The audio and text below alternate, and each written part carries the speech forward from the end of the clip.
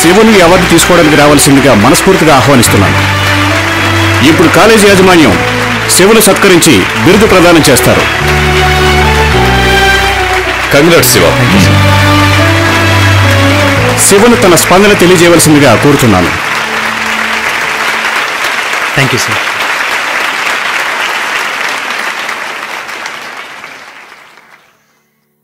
ఈ బిరుదు నాకు రేయ్, ఇంత పెద్ద బిరుదు తీసుకున్నావే, స్టేజ్ మీద కూర్చున్న పెద్దలెవరికి నమస్కారం కూడా చెప్పవా? మైక్ పట్టుకోగానే బిరుదు నేను అంటూ. వేదికను అలంకరించిన పెద్దలకి, కలెక్టర్ గారికి, కాలేజ్ ప్రిన్సిపల్ గారికి నా ధన్యవాదాలు. ఈ బిరుదు నాకు రావడం. ఏరా, ఈ బిరుదు నీ ఒక్కడి వల్లే వచ్చిందా? సపోర్ట్ చేసిన వాళ్ళెవరికి థ్యాంక్స్ కూడా చెప్పవా?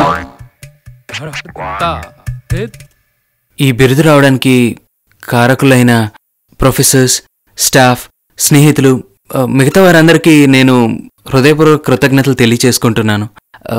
ఈ బిరుదు. ఆ మాట్లాడే పద్ధతి ఏంట్రా? ఇంత పెద్ద బిరుదు తీసుకుంటున్నావు, నిన్ను చూసి 10 మంది ఇన్స్పైర్ అవ్వాలరా? నేను ఈ బిరుదు తీసుకోవడానికి చాలా బాధపడుతున్నానండి. నాకు ఈ బిరుదు వద్దండి, నేను తిరిగి చేస్తున్నాను.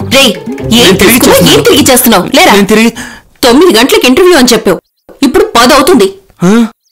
10 అయిపోయిందా? నువ్వే కదా 9ంటికి లేపుతా అన్నావు, ఇప్పుడు 10ంటికి వచ్చి లేపుతున్నా. 8 గంటల నుంచి లేపుతూనే ఉన్నాను, నువ్వు లేకపోతే నన్ను చేయమంటావు? ఏమా, కల్లో కూడా నాన్న వదిలిపెట్టట్లేదు, నిజ జీవితంలో నువ్వు వదిలిపెట్టట్లేదు. ఎలాగైతే ఇంకా బిరుదులు వచ్చినట్టే. కాలేజ్ ఉన్నప్పుడేమో రాత్రుల్లో నిద్రపోవు, ఇప్పుడు సెలవులు ఇచ్చాక అదే పనిగా పెట్టుకున్నావు, నేనేం చేయను? ఓహో,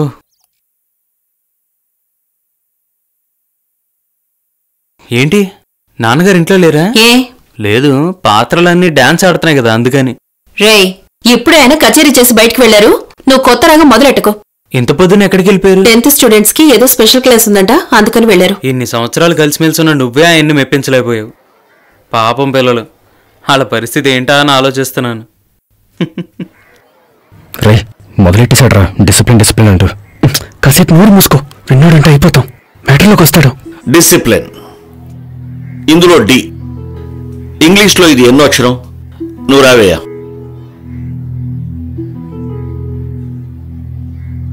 నెక్స్ట్ నువ్వు రాయ్. తర్వాత ఎవరు?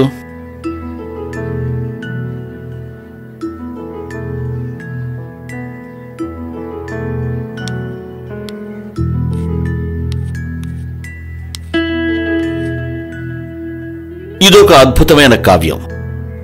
ఇటువంటి కావ్యాలు మీలాంటి విద్యార్థులకు చాలా అవసరం.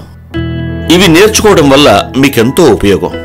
వీటిని కూడితే టోటల్ 100 ఎలా వచ్చిందో అదే విధంగా మీరు దీన్ని ఫాలో అయితే మీ జీవితం చాలా బాగుపడుతుంది. దీనికి మీరు చేయవలసింది డైలీ లీవ్ పెట్టకుండా టైంకి స్కూల్కి రావటం, వీటితో పాటు క్రమశిక్షణ పాటించటం.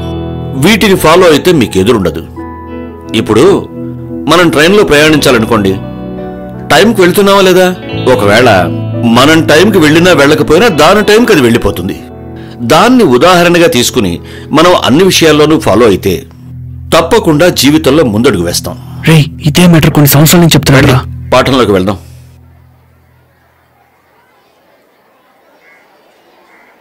భుజంగరావు సార్, మీకోసం ఎవరో. నువ్వు వెళ్ళి నీ ప్లేస్లో కూర్చో.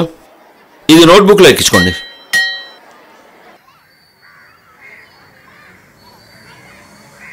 ఏమయ్యా, నన్ను ఎన్ని సంవత్సరాల నుంచి చూస్తున్నావు? ఆ మాత్రం జ్ఞానం ఉండక్కర్లా? Sorry sir. వాళ్ళు అసలే మొద్దుగాళ్ళు. నువ్వు వచ్చి అటు ఇటు తిరుగుతూ డిస్టర్బ్ చేస్తుంటే వాళ్ళు పాఠం మీద ఎలా కాన్సన్ట్రేట్ చేస్తారు? కావాల్సిన వారు అని చెప్పారు. ఎవరైతే ఏంటయ్యా, మనం ఇక్కడ పనిచేసేది ఎన్ని గంటలు? 7 గంటలు. అవును సార్. మిగిలిన టైం అంతా ఇంట్లోనే ఉంటాను కదా. అవును సార్. మరీ అంత అవసరం అనుకుంటే నేను క్లాస్ అయ్యాక వచ్చి కలుస్తానని నువ్వు చెప్పాలి కదా సార్. వాళ్ళకి తెలియదు కదా. అవును సార్. ఇప్పుడు బ్రేక్ టైమే కదా. అవును సార్. ఎవరు వచ్చారు? అదిగో సార్, అక్కడ కూర్చున్నారు. ఏంటయ్యా, ఎదురింట్లో ఉండేవాడు ఇక్కడ దాకా వచ్చావు? ఇల్లు దూరం, స్కూల్ దగ్గర వచ్చావా ఏంటి? నీకు అలా ఉంది, నేనెంత బాధతో వచ్చానో నీకేం తెలుసు. బాధలో వచ్చావా? అంత కష్టమే వచ్చిందయ్యా? నేను ఒక ప్లేస్ తీసుకున్నాను కదా. అవును, ఎక్కడో తీసుకున్నానని చెప్పావు. ఏమైందా ప్లేస్కి? ఆ స్థలం కావాలని అడుగుతున్నా. అమ్మేస్తానన్నావా? అలాంటిది మరేంటి? ఆ చుట్టుపక్కల వాళ్ళందరూ ఒకరికే ఇచ్చేశారు. అనుకున్న రేటు వస్తే నువ్వు ఇచ్చేవయ్యా? కొన్న రేటుకి అడిగినా పర్వాలేదు, ఇచ్చేయచ్చు, కానీ సగం రేటుకే అడుగుతా. అప్పుడు కుదరదని చెప్పి అడిగినోడు ఇలాంటి వాడు కాదు. అయ్యా, స్థలం నీది, అలాంటి ఎలాంటోడు కాదు, మామూలుడు కాదని. నీ స్థలం నీ ఇష్టం. అవును, ఎవరతను? రంగా. ఎవరా రంగా? రంగా గురించి నీకు